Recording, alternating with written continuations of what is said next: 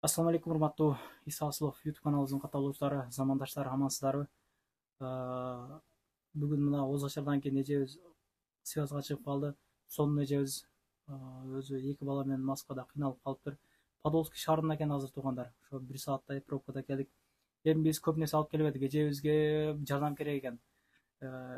Кыргыз эжебизди көчөдө калтырбастан туугандар Кыргызстанга жөнөтүп иш керек болуп атат. Кыскасын айтканда, тыйын керек, тыйын.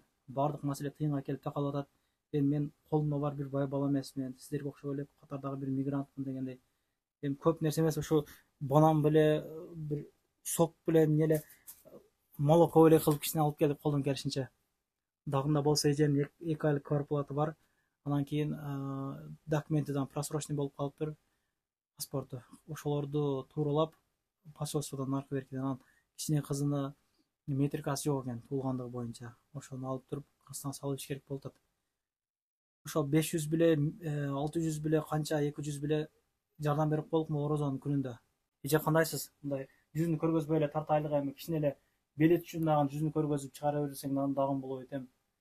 Кандайсыз эже? Саламатсыздарбы бардыгыңыздар? Жакшы, рахмат. Орозонун күнүндө келгендериңизге дагы рахмат сиздерге. Эми ар бир адамдын башында боло турган нерсе экен. Эртеңки күнүңдү бүгүн билбейсиң, бүгүнкү күнүңдү эртең билбейт экенсиң. Жакшы эле жашап жүргөн элем мен деле. Эми жашоомду анча эле неме кылбай эле коеюн. Өзүм жакшы эле иштеп, балдарымды эч нерседен кем кылбай багып жүрөт элем. Ошо жалгыздыгымдан балдарды саат 3-4-тө уктатып коюп, салонум бар эле, барып жууп келет элем. Салонумду жууп келгенимче кичине нацис орустар кошуналарым бар эле, ошолорум эмелерди чакырып койгон экен, органдарды чакырып коюп, балдары жалгыз калат, өзү иштейт, таңкы 4-тө кетет жумушка деп.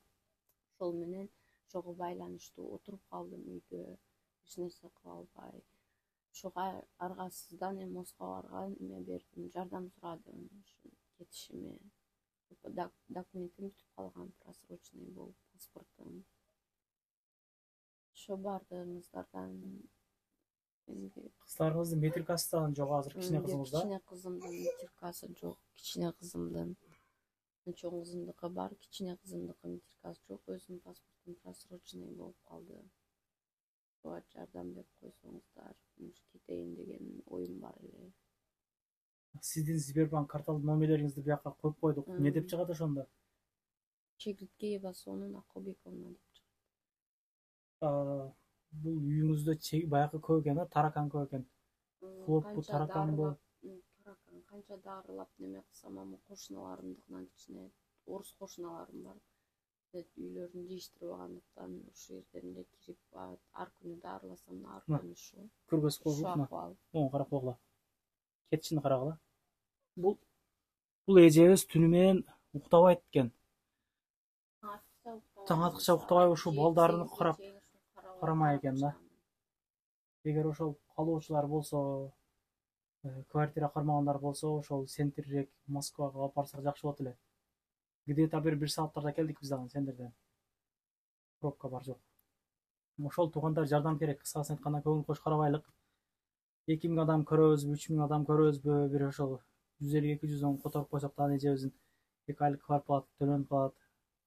Жегенчикенеги анан авиакассасында да ичине тыйын чыгып калса, Кыргызстанга салып ийет элек. Кыргызстанда үй барбы эже, эмне кылайын дейсиз барып? Кыргызстанда барып эми жерде да эми тууган туушкандарым тайнем өтүп кеткенден кийин үйлөрдү сатып өзүлөрү бөлүшүп алышкан, мени чыгарып коюшкан. Кийин ал кезде мени чыгарып койгондо мен 5-класс элем. Мен колума сумкамды карматып чыгарып коюп, кошунам мени чоңойтуп, ошо кошунам неме кылган, окутуп. Ошол менен тагдырым эми өзүм жаш кезимден баштап эле тагдырым оор болуп калды. Сыноо экен да эже, бул 2 күндүк сыноо жашоодо капа болбоңуз. Ооба. Жака барсам эми квартира снимать кылып, балдарым менен өзүмө карап, өзүм иштейм, өзүм андай эле бош кыз эмесмин. Өзүм жумушка, өзүм чынчылмын. Үйүңүз кичине экен. Бияга 3, бул жагы 1,5-2 ошондой эле. Бул канча, 10 000 дедиңиз, а? 12 000 деген, 12 000 деди эле, анан 10 000ге түшүрдүм. Свети менен баары 12 000ге чыгып кетип атат. Бардыгында таракандын бардыгы Свет круглосуточно күйүп турат, свет. кошуналарыңыз дагы туугандар экен, а? Кошуналарым Мушук уруштар, экен. мушуктары көп, Сасып кетти. мушуктары көп, кошуналарым урустары. Ооба. Мүмкүнчүлүк болсо туугандар ошол центрге алып барсак, анан мен салып центрге алып барайын десем, менде детский кресло жок. Такси байкалар көрсөм, эжебизди алып барып бир квартирага жайгаштырып, документтери бүткөнгө чейин. Ошондо документтерибиз кандай болуп чечилет же? Документтерим эми азыр посольствого паспортто эгер бул жер бар деле билбейм, досрочно бул жерден паспорт бербейт экен. Мен сүйлөштүм посольство менен, 1 айда чыгат паспорт деди. Эгер бул жерден неме менен сүйлөшүш керек, баягы рождение роддом менен сүйлөшүп, ошол жерден мы срочно домой надо уехать деп сураш керек. Жазып бере аласыңарбы, паспорту бүтүп калган, утеря паспорт менен срочно жазып беришиңер керек десе, булар деле эми адамго жазып берсе керек, кичине проще болот да. Утеря паспорт эми адамдыкы бир күндө кечке чейин бүтөт экен, мен сураштырдым. Кечке чейин эле бүтүп калат экен. Ого кичине тез. Эгер ошол утеря паспорт болуп чечиле турган болсо, эгер паспорт менен кылып берем свидетельствоны деген болсо, анда 1 ай күтүш керек болот. Паспорт 1 айда чыгат экен. кыскасын айтканда туугандар бардыгы барып тыйынга такалып атат.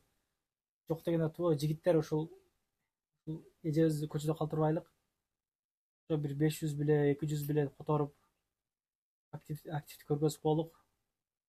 Мындай көчөдө калбасын биздечилер. Кыргызстанга салып келик. Мында кыйналмабыз чындапчы. Москваны коюң, болот. Кыргызстанга кетиң. Ошо колдон келишинче жардам берип коелук. Эженин өзүнүн Сбербанк номерлери, каалоочулар ошо көңүл айтам дегендер дагы болуп калат. Өзүңүздүн жеке номериңизби, связыңыз бар ошодо. Ошондон айтып коелук. Көбү сурайт да менден, чын эле. Чалып ишенбегендер дагы бар экен туугандар. Ошол номерим. Ооба, Орозондун күнүндө бири-бирибизди калтырбай, таракандарыңыз мага жакпады. Түнү менен ушу коруп чыгат экенсиз же. Этият кылың кыздарыңыз да, караң. 8-9га чейин уйку жок менде. Денектей кыздарыңыз бар экен, а? Күндүзү 1-3 саат уктайм. Адам 24 саат уктаса, 24 саатта 8 саат уктаса, мен 24 саатта 3 саат уктайм. Кудай кааласа өтүп кетет. Мунун баары өтүп кетет же. Бул күндөр дагы өтөт, Кыргызстанга дагы кетесиз. Ооба, Кудай кааласа бул биз биримдиктебиз, эже. Орозонун күнүндө ишиңерге ийгилик берсин сиздерге. Мен ошончо эжелерим бар эже. Кийим магазиндери барча. Кудай кааласа ошолор мага связга чыккан болсо, мен сиздердин аманатсызларды бул кыздарга, балдарга чейин жеткирип берүүгө даярмын, эжелерим. Мен көп эле жакшы тааныйт, Кудай кааласа. Көп жерде эле тартып жүрөм, Кудай кааласа. Эгер кийим маселесинен жардам берем дегендери болсо дагы мен даярмын жеткирип берүүгө. Акырында мен чыгарып берем эжени Кыргызстанга кеткенге чейин. Эртең болсо посольстводон барабызбы, эмне кылабыз? Кыскасы айтканда, детский креслосу бар кызматка даяр акелер болсо, мен өйдөгө номерлерин коюп койгонмун. Мага связга чыгыңыздар туугандар. Ушул эжелердин иштерин бүтүрүп берелик. Комнатасы барлардан связга чыгып койсок, ушул эжени центрге алып барат элек. 2 айлык квартплатаны төлөп. Мейли эже. Кудай кааласа келебиз жакын күндөрдө. Ооба. Рахмат сиздерге да, рахмат келиңиздерге. Орозонун күндө орозоңуздар кабыл болсун. Эмне ниет кылган болсоңор, бардык ниеттериңиздерге жетиңиздер. Коп болуңуз. Анан кирип чыкты маселелер болуп калса туугандар, чет жерге көп жүрөбүз. Сүйнаган менен кирип чыгып келиңиздер.